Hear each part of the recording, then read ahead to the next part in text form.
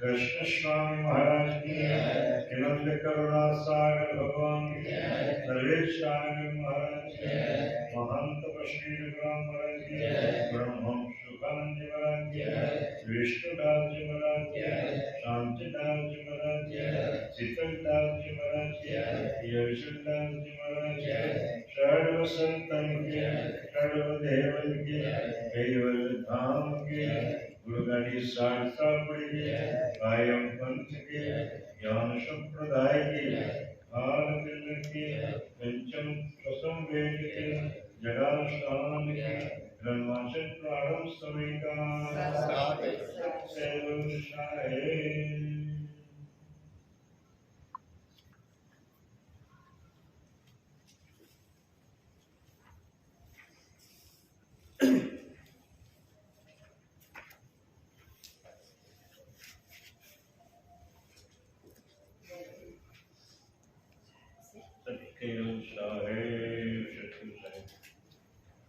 Number 104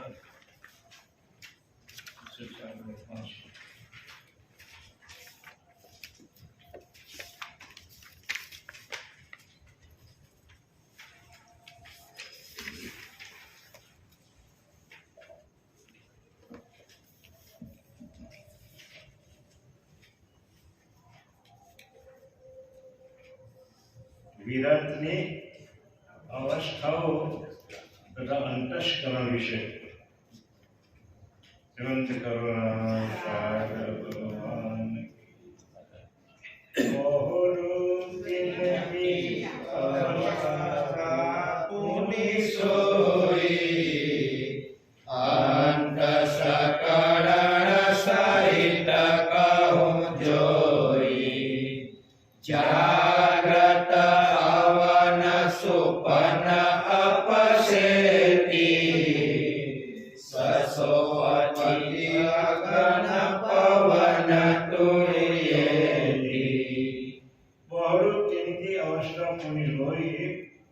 अंतस्करण सहित कहूँ जोई जागृत अवन सुपन अपशेती शशोपति अगन पवन तुर्येती दयालु करुणा सागर भगवान पंचम शशम वेदना आखा वैराग्य बंधारण અને મનોતનનું બંધારણ અને સ્થાવર અને જંગમ બંને ધાતુનું વર્ણન અહીંયા કરે છે।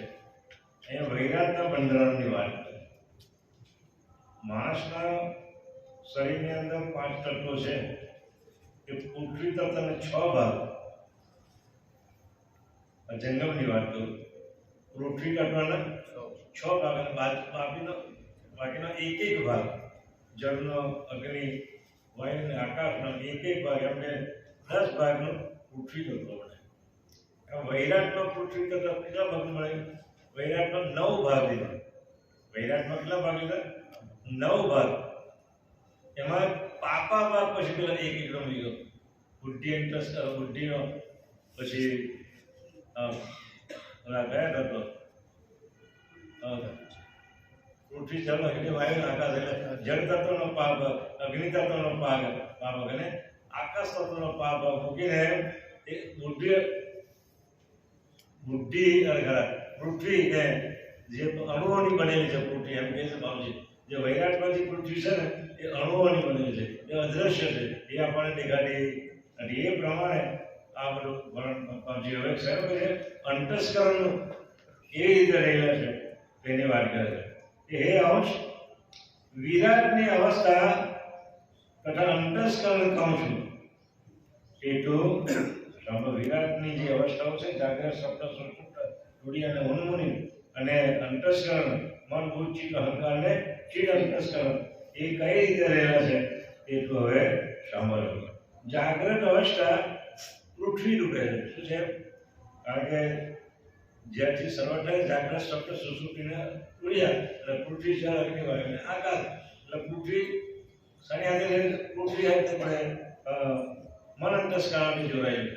એટલે કહે છે પૃથ્વી જાગ્રત અવસ્થા પૃથ્વી રૂપે, સ્વપ્ન અવસ્થા જળ રૂપે, સુષુપ્તિ અવસ્થા અગ્નિ રૂપે અને તુરીય અવસ્થા પવન રૂપે છે. એ રીતે અવસ્થાઓના અંતસ્કરો અને તત્વો કઈ રીતે સામેલ કરેલા છે બાબુજી અહીંયા સમજાવે છે.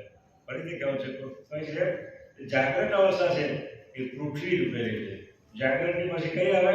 સ્વપ્ન અવસ્થા આવે, અને પછી જળ તત્વ આવે, એટલે બુદ્ધિ અવસ્થા આવે, અને જળ તત્વ રૂપે રહી છે. સુષુપ્તિ અવસ્થા એ અગ્નિ રૂપે છે, અને તુરીય અવસ્થા પવન રૂપે રહેલી. એટલે દેવ આપણને આગળ આકાશ તત્વની શું વાત છે તે જણાવે છે. પુનઃ શૂન્ય સદાય સમડમહી કરે હું અવસ્થા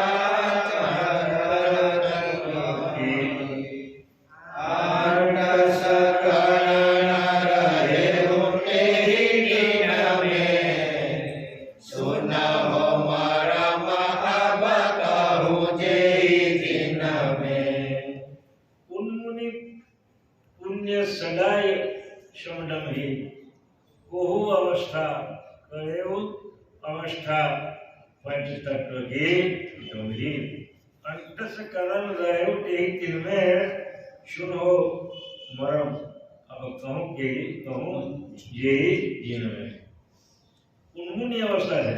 जागरण, स्वप्न, सुषुप्ति, તુર્ય અને છેલ્લી કઈ છે ઉન્મુની અવસ્થા શૂન્ય રૂપે હોય સદાય સમદમ રૂપે. એટલે વૈરાટની વાત છે. ઉપર જે વિરાટ છે એ વૈરાટ ઉન્મુની અવસ્થા જે છે. और कोई चालता नहीं है, પાંદરું ન હાલતું હોય, કે સુધારનો ઉનાળો હોય કોઈ પાંદરું નહીં હાલે ને પછી પવન નહીં વાય ને, તો તેવી અવસ્થા શું સમજવાની? વૈરાટની ઉન્મુની અવસ્થા સમજવાની. શું ચાલે છે? ઉન્મુની અવસ્થા અત્યારે ચાલી રહી છે એવું આપણને લાગે. એમ કોઈ જાતનો પવન નહીં વધતો હોય, એ પવન નહીં વાય અને ઝાડનું પાંદરું પણ હાલતું નહીં હોય, એવી જ્યારે પરિસ્થિતિ હોય ત્યારે સમજવાનું કે વૈરાટમાં ઉન્મુની અવસ્થા વર્તી રહી છે. એટલે ઉન્મુની અવસ્થા શૂન્યરૂપ હોય સદાય સમદૂપ રૂપે રહેલી છે. ઉપર પ્રમાણે જે તત્વો સાથે અવસ્થા રહે છે તે મેં તમને કહી. આ અવસ્થાઓના પેટા અંતરમાં અંતસ્કરણ રહેલા છે. જાગૃતની હાથે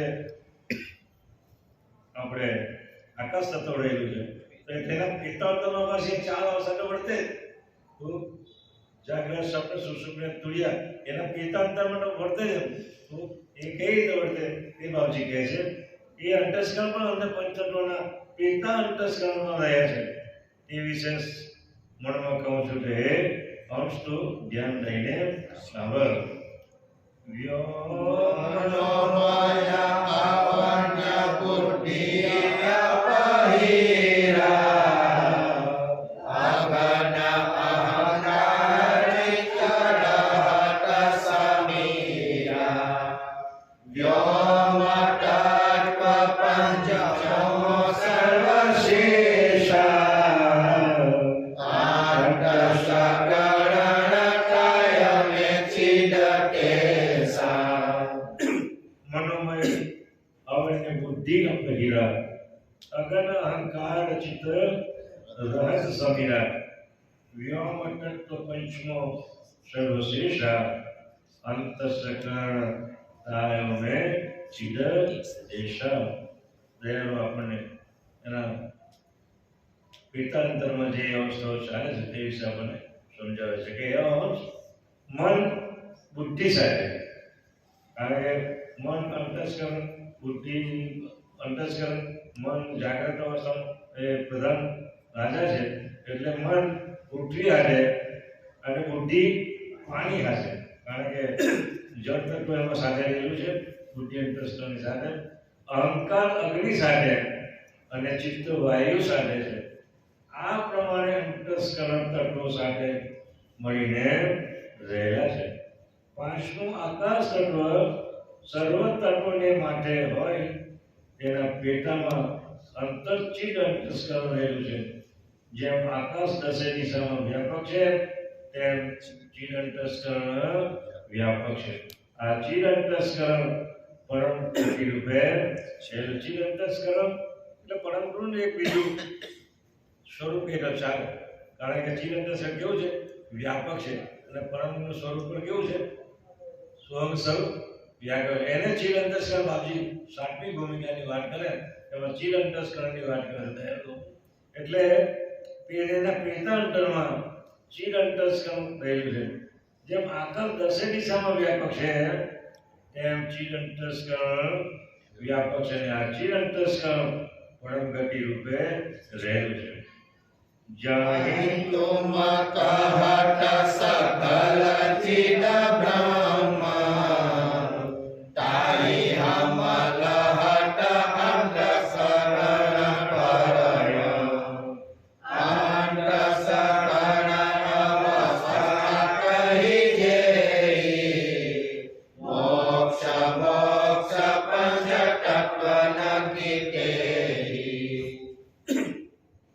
जाहि तुम कहत सकल विद ब्रह्म ताहि हम लहत अंतस्करण परम. अंतस्करण अवस्था कही जेहि मोक्ष मोक्ष पंच तत्व की जेहि. हे अंश તને હું ચિદ અંતસ્કરણ સમજાવું છું. શું કે છે?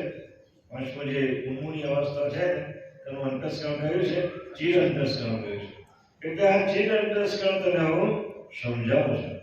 તે ચિદ અંતસ્કરણને વિદ્વાનો ચિદ ભ્રમ પણ કહે છે. પરંતુ અંશને આલોચન કરવાનું તથા જીવનને વિનાશ લેવાનું અંતિમ સ્થાન હોય, આ અંતિમ સ્થાનને પરમ ગતિ રૂપ ચિદ અંતસ્કરણ થોડી અવસ્થા ઉન્મૂની જ્યારે અવસ્થા થાય ત્યારે ચિદ અંતસ્કરણનો આપણને ભાસ થાય. અને એ ચિદ અંતસ્કરણનો ભાસ થાય ત્યારે દયાળુ કહે છે એ ચિદ અંતસ્કરણ મારું બીજું વ્યાપક સ્વરૂપ છે. એમાં તું તારી અંતર્વૃત્તિને નૂરતાને કે સુરતાને તું સંબંધિત કરે અને છેવટનું પરિણામ એટલે કડકમ માલિકનું ઓડે બેસવાનું તને લાભ મળશે. એટલે કહે છે કે આ અંતિમ સ્થાનને પરમ ગતિ રૂપ ચિદ અંતસ્કરણને કહું છું. આ પ્રમાણે પંચ તત્વોના અંતસ્કરણ તથા અવસ્થા વિશે મુખ્ય હકીકતોને સંક્ષેપમાં સમજાવી છે. હવે અંતસ્કરણ અને અવસ્થાઓની ઓતપ્રોત ક્રિયાઓ છે. અંતસ્કરણ અને અવસ્થા એકબીજાને કઈ રીતે કામ કરે છે, ઓતપ્રોત થઈને એ દયાળુ આપણને હવે અહીંયા સમજાવે છે. વિષય બહુ ગંભીર છે અને અઘરો વિષય છે. છતાં બાપજી આ કેમ સમજાવે કે જ્યારે તમે પરમ ગુરુના શરણમાં જવાની તૈયારી કરે ત્યારે આ બધી અવસ્થાઓ તને નડે. આગળ જતા બધી અવસ્થાઓ બધી નડે. એટલે એ અવસ્થાનું ધ્યાન તને હોય તો તું એના તરફ દ્રષ્ટિ કરે ને તું આગળ ને આગળ નીકળતો જાય, આગળ ને આગળ. તો જ્યારે સતત અભ્યાસ કરે તો સતત એ પરમેશ્વર વાળીને પરમાના અંતરસુની સાથે આપણી અંતસ્કરણને જોડીએ આપણે, તો આવી અવસ્થાથી દિવસ આપણને નડવાની નથી. એટલે એ પાછી આ બધું લખવાનું મતલબ ખોટા નથી, પણ તમને જ્યારે અનુભવ થશે આપણેનો, ત્યારે તમે એ અંતસ્કરણ અને અવસ્થાઓ કેમ એકબીજાની સાથે ઓળખો થઈ છે એ બાબતને સમજાશે. શું કહે છે હવે? અન્ય અવસ્થા અંતસ્કરણોરો રહે હું સૂક્ષ્મ અંતર સબઠોરો પાંચ અવસ્થા પંચ તત્વ નકી માહી જે વિધિ વર્ત કહું બતાઈ. अन्य अवस्था अंतस्करण और रहेलू सूक्ष्म अंतर जबर घोड़ो पंच अवस्था पंच तत्व की माही जे ही विधि वर्तत कहूं बताई दया कैसे कि हे अंश अंतस्करण तथा अवस्था. अंतस्करण तो मन बुद्ध चित्त अहंकार અને ચિત્ત, આ અંતસ્કરણ. અને અવસ્થા કઈ? જાગ્રત, સ્વપ્ન, સુષુપ્તિ, તુર્ય અને ઉન્મૂલન. એ સૂક્ષ્મ રીતે પંચતત્વયુક્ત વિરાટમાં સર્વ વિભાગમાં જે પ્રમાણે વર્તે છે એ વર્તન રાખે છે એ પ્રમાણે હું કહું છું તે તું સાંભળ.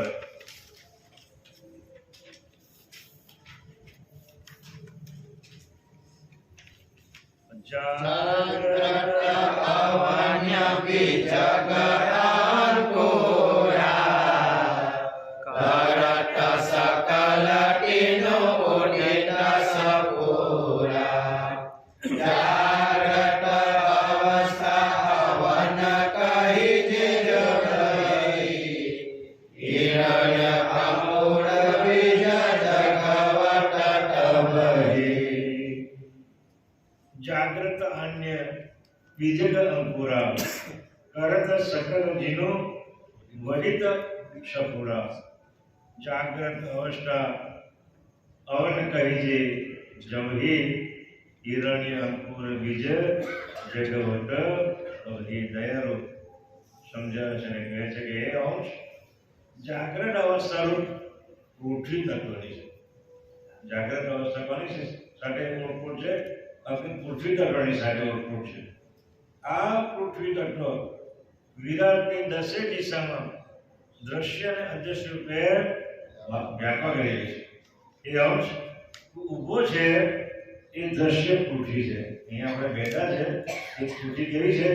દ્રશ્ય રૂપે છે, આપણને દેખાય છે. અને તું જેને જોઈ નથી શકતો તે અદ્રશ્ય પૃથ્વી છે, વિરાટની અંદર એ પરમાણુ રૂપે રહેલી છે. આ અદ્રશ્ય પૃથ્વી અમાપ છે, એનો કોઈ માપ કરી શકે તેમ નથી. વૈરાટમાં જે પૃથ્વી તત્વ જે છે એ કેવું છે? અમાપ છે, એનો કોઈ માપ કરી શકે તેમ નથી. અને આ દ્રશ્ય અદ્રશ્ય સગળી પૃથ્વીમાં જાગ્રત અવસ્થાનું પરિવર્તન થઈ જાય છે. બીજરૂપ અંકુરો સિવાય સર્વે વ્યાપક હોય તે વિરાટમાં જાગ્રત અવસ્થાનું પરિવર્તન થાય એટલે દરેક અંકુરોમાં સ્ફુરે. જ્યારે વૈરાટની અંદર જાગ્રત અવસ્થા સ્ફુરે ત્યારે આપણે જે પૃથ્વી તત્વમાં જે રોપેલા બધા અંકુરો હોય ને એ જાગ્રત અવસ્થા વૈરાટમાં ચાલે ત્યારે અંકુરો બધા ફૂટી નીકળે. પૃથ્વી તત્વની અંદર આપણે જ્યારે અંકુરો રોપીએ જમીનની અંદર તો વૈરાટમાં જે પૃથ્વી તત્વ જાગ્રત અવસ્થા હોય ત્યારે દરેક બધા અંકુરો બધા ફૂટી નીકળે. અને પછી સઘન કણમાંથી પાણી પડે એટલું એને પોષણ મળી કહે છે કે આ દ્રશ્ય અદ્રશ્ય સઘળી પૃથ્વીમાં જાગ્રત અવસ્થાનું પરિવર્તન થઈ જાય છે. અને બીજરૂપ અંકુરો વિરાટમાં સઘળે વ્યાપક હોય છે તે વિરાટના જાગ્રત અવસ્થાનું પરિવર્તન થાય એટલે દરેક અંકુરો એમાંથી ફૂટી નીકળે છે. આ ન્યાયે જાગ્રત અવસ્થા પૃથ્વીરૂપ કહે છે. આ અવસ્થા હિરણ્ય ગર્ભ ગુરુ અંકુરને વખતો વખતો પણ જાગૃત કરે છે. આગળ સ્વપ્ન અવસ્થા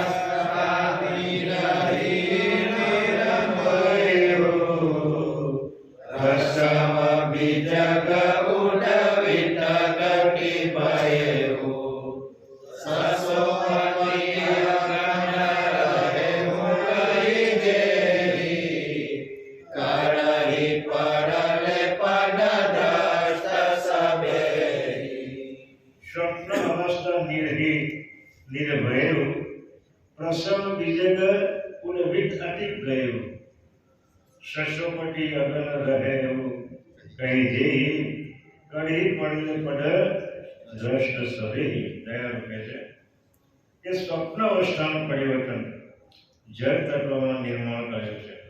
આગળ આપણે શું કહ્યું? જાગ્રત અવસ્થા પૃથ્વી તત્વની હાથે નિર્માણ કર્યું છે.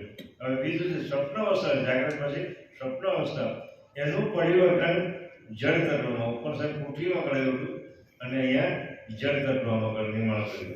આ જળ દ્રશ્ય માપક રૂપે રહેલું છે અને દ્રશ્ય સઘન રૂપે અને અદ્રશ્ય સઘન રૂપે વ્યાપક છે.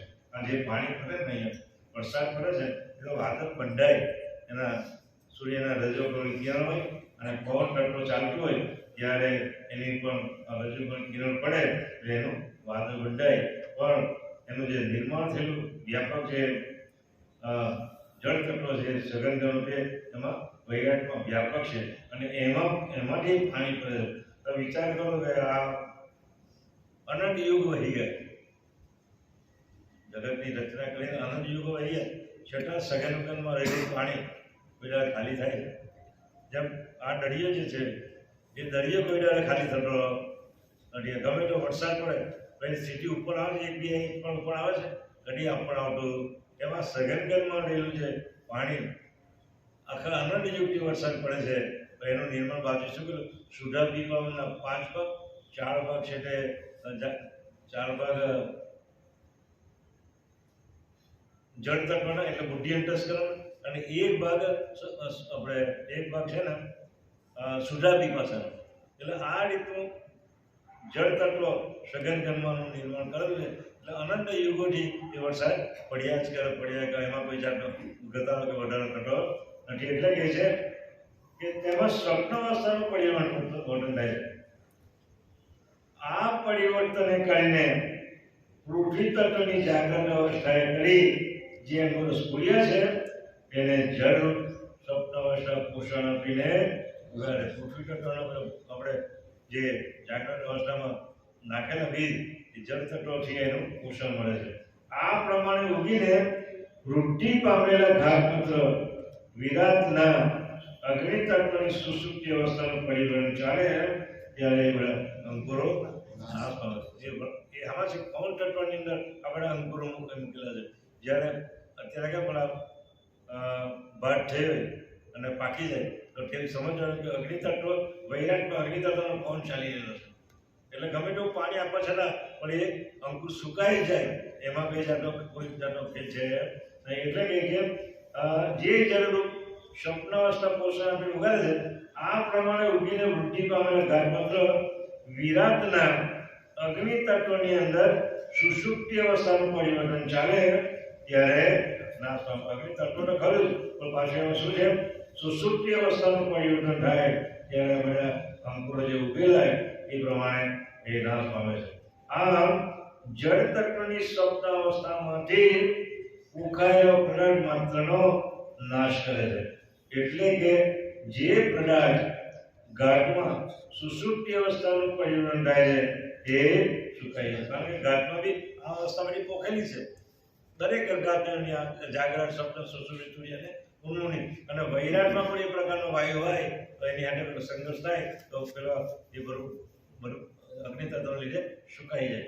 પછી આપણે ઘઉં પાકે એટલે પાકવાનો સમય થઈ જાય. કુદરતી કરાટો જેવું કે જ્યારે પાકવાનો સમય આવે ને ત્યારે વૈરાટનો અગ્નિ તત્વનો વાયુ ચાલુ થઈ જાય અને આની સાથે સુષુપ્તિ અવસ્થા અંતસ્કરણ સુષુપ્તિ અવસ્થા એ જોડાય છે. એના અંતસ્કરણ પોખાયેલી હોય છે અને એ રીતે બહારનો વાયુ જો સુષુપ્તિ અવસ્થાનો વાયુ, તો આમાં જે સુષુપ્તિ અવસ્થા રહેલી છે એના સંઘર્ષથી એ પેલું સુકાઈ જાય અને આપણે કાપી લઈને પછી એને ખેતરમાં બહાર લાવી અને એનો અનુદાન આપણે ઘરમાં લાવી શકીએ છીએ. એટલે આ પ્રમાણે સુષુપ્તિ અવસ્થાનું પરિવર્તન થાય છે, એ સુકાઈ જાય છે.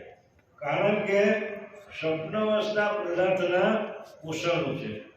જ્યારે આગળ ખેડૂતો ખરા એ પાણી પીવડાવતું, એ રાતના પીવડાવતું, એને ખબર નથી કે રાત છે ને બુદ્ધિ અંતસ્કરણનું છે અને જળ તત્વનું છે, અને એ જળ તત્વ સુષુપ્તિ અવસ્થામાં જ કામ કરે બરાબર. એટલે એ અંતસ્કરણ ત્રણ સરખા પોખાયેલા છે, એને લીધે આપણે વૃક્ષ એને પૈપીચ કરે છે, અને એ રીતે ત્યાં સુષુપ્તિ અવસ્થા પોષણનો નાશ કરે છે. પેલું કહે છે સુષુપ્તિ અવસ્થા પરિવર્તન થાય એ સુકાય છે, કારણ કે સ્વપ્ન અવસ્થા પદાર્થના પોષણ રૂપે છે. એટલે સ્વપ્ન અવસ્થા એટલે બુદ્ધિ અંતસ્કરણ જળ તત્વ, ત્યારે સુષુપ્તિ અવસ્થા પોષણનો નાશ કરે છે. એવી ઘાસની આડે લઈને બધું સુકાઈ જાય છે.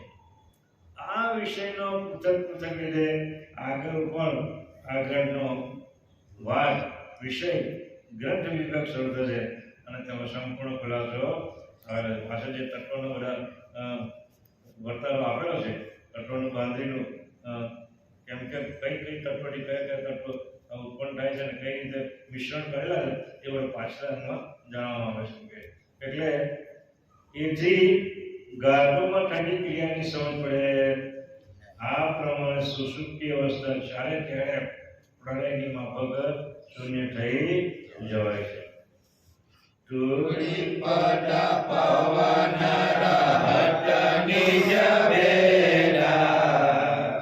સાક્ષી સકલ નો વિમલ અખલેદા ઉન મુનિ શૂન્ય સડોરિત ઉદરી બ્રહ્મ વિદ્યા સર્વ વિકારી. પવન રહત નિજ ભેદા સાક્ષી સકલનો વિમલ અકલેદા ઉન્મુનિ શૂન્ય સદોડિત ઉડારી બ્રહ્મ વિદ્વાન સાવ અધિકારી. દયાળુ આપણને હવે જાગ્રત સ્વપ્ન સુષુપ્તિ અને તુરીય અવસ્થાની વાત કરે છે કે તુરીય અવસ્થા પવન તત્વમાં રહેલી છે. જાગ્રત સ્વપ્ન સુષુપ્તિ અને તુરીય અને પેલું મન બુદ્ધ અંતસ્કરણ એમાં જે પવન તત્વ છે, પૃથ્વી જળ અગ્નિ વાયુ, એ પવન તત્વમાં રહેલી છે. સર્વઘાતનો સાક્ષી જે ચૈતન્ય અંશ એ વિમલ અને કરી ન શકાય તેવો હોય. આ તુરીયા સ્થાનના ભેદે એ ભેદને જાણે છે. ઉન્મુની અવસ્થા શૂન્યરૂપ હોય, આકાશમાં વ્યાપક રહેલી છે. ઉન્મુની અવસ્થા કેવી છે? એ આકાશની અંદર શૂન્ય રૂપે છે પણ વ્યાપક રહેલી છે. તેમજ સદાય ઉદાર સ્થિતિમાં હોય, સર્વથા વિકાર રહિત છે અને બ્રહ્મવિદ ભાવવાળી છે. તેમજ નીચેના ચાર તત્વો તથા અવસ્થાઓને અમલ આ ઉન્મુની અવસ્થામાં રેખવાદ પર રહેવા પામતો નથી. જ્યારે તમે પ્રભુ ભક્તિમાં આગળ જાઓ ત્યારે મન અંતસ્કાર, બુદ્ધ અંતસ્કાર, ચિત્ત અંતસ્કાર અને રુચિર અંતસ્કાર અને નચિર અંતસ્કાર જ્યારે વ્યાપે અને સાથે ઉન્મુની અવસ્થા જો થાય તો સમજવાનું કે આ આપણો જે પંથ છે એ ખરેખર જાણવા જેવો છે અને એનાથી તુરીય અવસ્થામાં કોઈ પણ જાતનો ભેદભાવ રહેતો નથી. ગ્રેક માત્ર એમાં જે બધી અવસ્થાઓ છે એમાં ગ્રેક માત્ર રહેવા પામતી નથી. એટલે બધી અવસ્થાઓના લીન પામી જાય છે. આ અવસ્થામાં કોઈ જાતની પકડ નથી. એટલે ઉન્મુની અવસ્થામાં કોઈ પણ જાતની પકડ નથી. એટલે કહે છે કે ઉન્મુની અવસ્થા જ્યાં સુધી પ્રાપ્ત ન થાય ત્યાં સુધી આપણો રસ્તો હજુ અધૂરો છે એવું માની લેવું. તત્વની અવસ્થા કીએવું સર્વસેતી વિભૂતિ વિભાવ પાવજીનો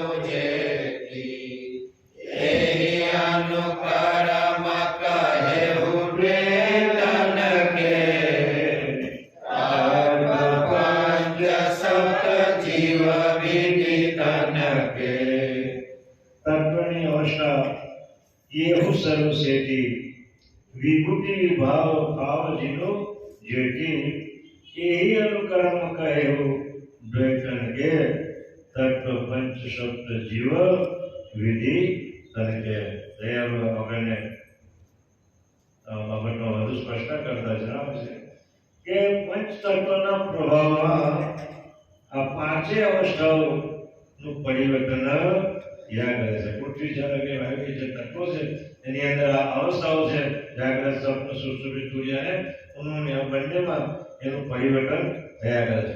એ તમને ઠીક રીતે મેં સમજાવી. તથાપિ એ અંશ જે ગાળમાં જેટલી વિભૂતિઓના વિભાગ પોખેલા છે એમાં તે પ્રમાણે વર્તન થયા કરે છે. આગળ આપણે ગ્રંથ વાંચતા હોય એટલે તરત જ આપણું ધ્યાન નીચે જતું હોય. એનું શું કારણ? એનું કારણ છે કે પેલા સંજમ પ્રકૃતિના 3 મહાતત્વો છે. સંજમ પ્રકૃતિના 3 ચક્ષુ તત્વો. એ 3 ચક્ષુ તત્વો કાળ અને પછી અનંત ચક્ષરો, કાળ ચક્ષરો અને વર્ગનાન ચક્ષરો. આ 3 ચક્ષરો એટલી સ્પીડમાં કામ કરે છે. આજે મને સ્વભાવ બદલાય છે ને આપણો. હવે એને વાત કરો બીજો તરત જ મારી હાથે બીજો બાજુમાં આવી જાય તો તરત એની તરફ ધ્યાન આપો. આ બાજુ ધ્યાન મારું જરૂર હોય. આ ચક્ષુતત્વની બધી ક્રિયાઓ અંતસ્કરણની અંદર એ સમજી થઈને રહેલી છે. એ ક્રિયા જાણવા જેવી છે. પણ જે પ્રમાણે વર્ગનાન ચક્ષુ હોય અને મેં તમારી જોડે વાત કરતો હોય અને તરત જ બીજો વાત આવે એટલે વર્ગનાનની ઉપર પેલું કાળ ચક્ષુ ચડી બેસે એટલે પેલો ભાગ કપાઈ જાય અને આ ભાગની હાથે મેં વાત કરવાનું ચાલુ થાય. એ ક્રિયાઓ 3 ચક્ષુતત્વની ક્રિયા. માણસ જ્યારે પિતાનું કુંડ પડે માતા ગર્ભની અંદર ત્યારથી એની ક્રિયા ચાલુ થાય તો માણસને મળી જાય ત્યાં સુધી આ જ ક્રિયાઓ 3 અંતસ્કરણ અને આપણે સંજમ પ્રકૃતિના 3 જે ચક્ષુતત્વો એ કાયમ કર્યા જ કરે. તો છેલ્લે મળી જવાનો ટાઈમ આવે ત્યારે પેલા 2 ચક્ષુતત્વો વિરામ પામી જાય. કયું? વર્ગનાન અને અનંત. અને છેલ્લે કાળ ચક્ષુના બી 3 ભાગ છે પૂરા થઈ જાય એટલે એ પણ વિરામ પામી. તો કાળ ચક્ષુના 4 ભાગ કરતા માની કે ઉકેલા એટલે 1 ભાગ એ બાકી રહે છે અને એ ભાગ લઈ અને પછી એ કાળ તત્વો છે.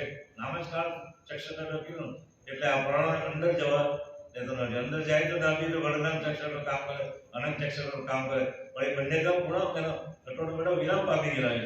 એનું કાર્ય વિરામ પામી ગયેલું છે. પણ આ એક ચક્ષુતત્વનો એક વધારે ભાગ પોકેલો એટલે પ્રાણનો ભાગ ખુલે છે અને છેલ્લે એ પણ થાકી જાય એટલે પૂરું થઈ જાય. માણસ પછી મરણની પથારી થાય અને આપણે જે કંઈ વિધિ કરવા નીકળી જાય એટલે શરૂઆતથી માંડીને માણસ મળી જાય ત્યાં સુધી આ 3 ચક્ષુતત્વો એ કામ કરતા રહે છે. એટલે દયાળુ કહે છે આપણને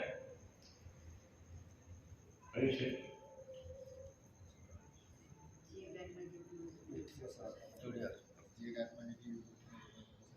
107 નો થોડી હમ ચોથી લાઈન ને 5મી લાઈન તત્વની અવસ્થા કેવું સરસ સ્થિતિ વિભૂતિ વિભાવ ભાવ જીનો જેથી એ અનુકર્મ કરે ભૂતવેતન કે તત્વ પંચ શબ્દ જીવ વિધિ તને કે દયાળુ કહે છે કે 5 તત્વોના પ્રભાવમાં આ પાંચે અવસ્થાનું પરિવર્તન થયા કરે છે. તે તમને ઠીક રીતે મેં સમજાવ્યું. તથાપિ હે અંશ જે ગાળમાં જેટલી વિભૂતિના વિભાગો પોખાયા હશે તેમાં તે પ્રમાણે વર્તન થયા કરે છે. ઉપર મુજબ અનુક્રમ વાળો માનવ સકટ સત્ય વધી જે જગત રચાયું તે વિશેનો જે જગત કરતા કેવો છે અદ્વૈત છે અને આ જગત એનો દ્વૈત છે. અને એ દ્વૈતની અંદર જે કંઈ તત્વની અંદર જે બધી તત્વો ભોગેલા છે અને આ જે 3 તત્વો છે એ તત્વો એના જે ઘાટમાં સ્થિતિ પ્રમાણે ભોગેલા છે તે પ્રમાણે એનું જે અનુકરણ કરે અને તે પ્રમાણે એનું વર્તન થયા જ જાય છે. એટલે કહે છે કે ઉપર મુજબ અનુક્રમ વાળો મર્મ શકટ સત્યથી જે જગત રચાયું એ વિષયનો મેં તમને આ સમજાવ્યું. આ જે જગતના આ જે જગતમાં પંચતત્વો અને 7 ધાતુ રસ રક્ત પછી માંસ મેદ અસ્થિ અને મજ્જ અને શુક્ર યુક્ત જે તે શરીર રચાયેલા છે તેમાં જીવ આવીને નિવાસ કરે છે.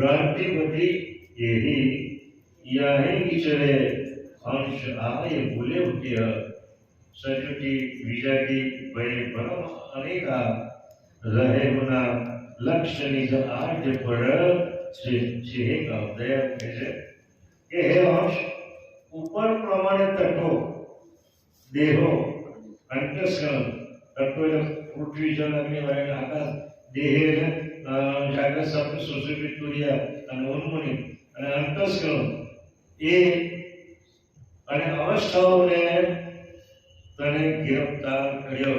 તું તેમાં રોકાઈ ઇન્દ્રિય અંતસ્કરણ અને આ તત્વની અંદર તું રોકાઈ ગયો. નિસ્વરૂપ તું ભૂલી ગયો. તું તેમાં રોકાયો અને રૂંધણ પણ પામ્યો. એટલે તું આગળ વધી શક્યો નહીં. કારણ કે તારી વૃત્તિ જે અંતસ્કરણ છે એમાં અને ઇન્દ્રિયની ઉપર પડી એટલે તું તારા સ્વરૂપને ભૂલી ગયો અને એમાં તું રૂંધણ પામ્યો એટલે તું આગળ વધી શક્યો નહીં. આ બધા તત્વો પછી એટલા માટે કરે કે તે તત્વોની જ્યારે તમે ધ્યાનમાં જાઓ ત્યારે તત્વો તેનું ક્યાં કામ કરે છે, કઈ રીતે તમને હેરાન કરે છે, એ હેરાન કર્યા પછી એમાંથી કઈ રીતે બહાર નીકળવું એ પાછળમાં જણાવે. એટલે દયાળુ આપણને આ રીતે પેલું સમજાવી દે એટલું આમાં તું ફસાતો નહીં. એટલે કહે છે કે તું આગળ વધી શકે નહીં અને આખરે તારી ઉડાન અવસ્થા નષ્ટ થઈ ગઈ. આથી અવસ્થાના ભેદે ઉપાધિ વધી અને ભ્રાંતિ પણ થઈ. આ પ્રમાણે વર્તન દ્વારા તમે મોટે થઈ ગયા. એથી હે અંશ તું પોતાના સ્વરૂપને ભૂલી ગયો. જ્યારે તને પોતાના સ્વરૂપનું ભાન ન રહ્યું ત્યારે સ્વજાતિ વિજાતિ સંબંધી અનેક ભ્રમરૂપ ભ્રાંતિને એ તારામાં ભળી દીધી.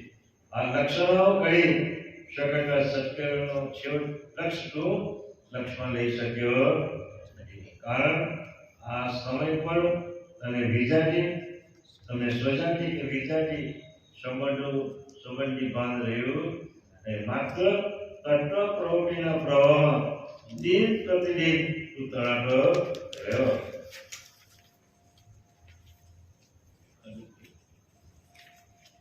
વિહરનો નિજ લક્ષ્ય પક્ષન લાગા જાહિતાહી ઉતરિત ચિત્ત કિત લાગા અંધાધુંધયો સકલ વિહાય રહીના સમતિ જે ઘર સે જુહાય. દેહનો નિજ લક્ષ્ય પક્ષન પાગા જાહિતાહી ઉતરિત જીત ચિત્ત લાગા અંધાધુંધ હું શકલ વિહાય રહીના સમૃદ્ધિ જે ઘરસ્યો આહે. દયાળુ કહે છે કે હે અંશ મેં તને આગળ સમજાવ્યું કે તું શુદ્ધ એને સ્વરૂપે હતો પણ બાહ્ય તત્વોના આડી અવસ્થાઓની ઉપાધિમાં તું ભિન્ન દેખાય છે. હવે પરમગુરુના નિજ લક્ષનો પક્ષપાત ન થાય ત્યાં સુધી પરમ પદે પહોંચી શકીશ નહીં. જ્યાં સુધી તું નિજ લક્ષનો પક્ષનો પક્ષનો નહીં થયો ત્યાં સુધી જ્યાં ત્યાં એટલે કે એ ઘાટમાં તું આ બાજુનો ભાગ તે બાજુ રખડતો થયો છે. આ પ્રમાણે તું તારા જગત માત્રના સર્વ અંશો અંડાડૂબ થયા જાય છે. કારણ કે જે ઘરથી તું આવ્યો તે ઘરની સ્મૃતિ પણ તને રહી નહીં. એ તહી પરમ પદ હેતુ જીવ દોડા છૂટના પાવહી આપમતી જોરા તાહી તે કહતા વાળો રહો સતગુરુ સંગ કરે ભવ પાડો. એ અંશ તું પોતે અનેક ભ્રમ ભરીને ભયંકર ઘોર અંધકારમાં પડ્યો છે. તું તારી દેહ ગતિને કદી છૂટી શકીશ નહીં. માટે હે અંશ, તને હું વારંવાર કહું છું કે તું સદગુરુનો સંગ કર. તેઓ તને જરૂરથી બહુ પારંગત કરશે.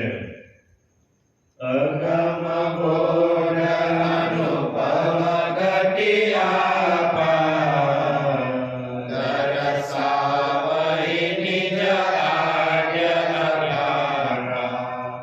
સોઈ આપા વિગત નિજ હંસા જે કૈવલ સે આયે બીજ હંસા. અગમ બોધ અનુભવ કરી આપા દરસહી નિજ આજ અધ્યાપા સોહી આપા અવિગત નિજ હંસા જેહી કૈવલ છે આયે બીજ હંસા. દયાળુ કહે છે, અહો હે અંશ, તમે સદગુરુનો સંગ ગ્રહણ કરો. તેઓ તમને આગળ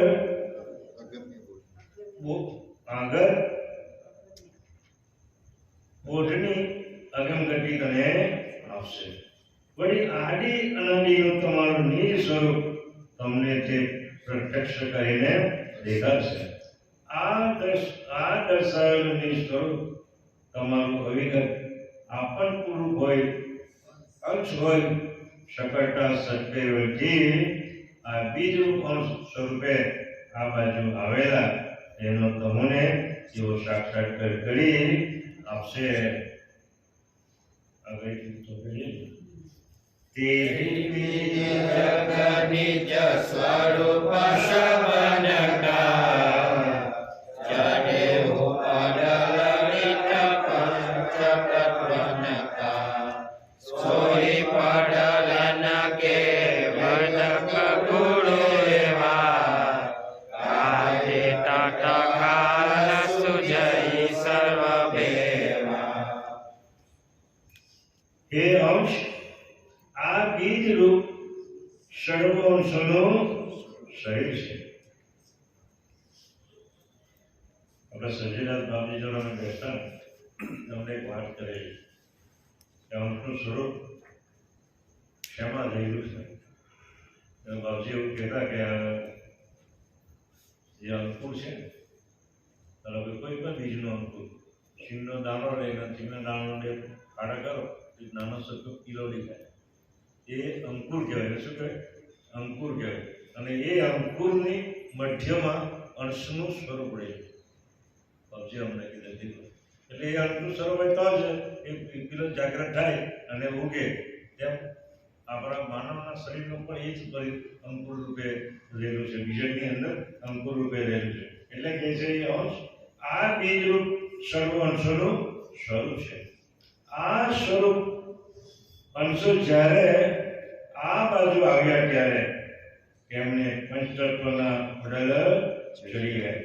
આ પ્રમાણે અંશો પણ તત્વના ચડેલા પડલને વૈદું કોઈ શ્રમણ સદગુરુ મળે તો જરૂરથી કહું છું કે તત્કાળ કાઢી નાખશે.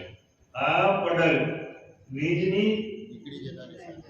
નીકળી જતાની સાથે તત્વો આગળની સર્વ સમજના ભેદ અને દેખાવા લાગે એટલે તારી સજળ જાણને તમે પોતાને પ્રકાશ થશે કે દયાળુ આપણને અહીંયા પોતાના સ્વરૂપની વાત કરે છે કે હે ચૈતન્ય આ બધા પંચ તત્વના પડાળો 10 અંતસ્કરણો 5 અંતસ્કરણો 10 ઇન્દ્રિયો કર્મની અને જ્ઞાનની આ બધા પડાળો તારા સ્વરૂપને ઢાંકવા વાળા છે અને સદગુરુનો સંગ કરે અને પડાળ જે ચડેલા છે એ સદગુરુ ઉઘાડી શકે દયાળુ કહે છે માટે તું સદગુરુના શરણે જા અને તારા ભ્રાંતિને છોડીને તારા સ્વરૂપે થવાની અને ગતિ પ્રાપ્ત કરશે શ્રીમદ કરુણા સાગર आज सकल स्वराज प्रणेश्वर पिताजी कृष्ण स्वामी महाराज की जय करुणा सागर भगवान की जय सागर महाराज की महंत श्री महाराज की हम सुखानंद जी महाराज की कृष्णदास जी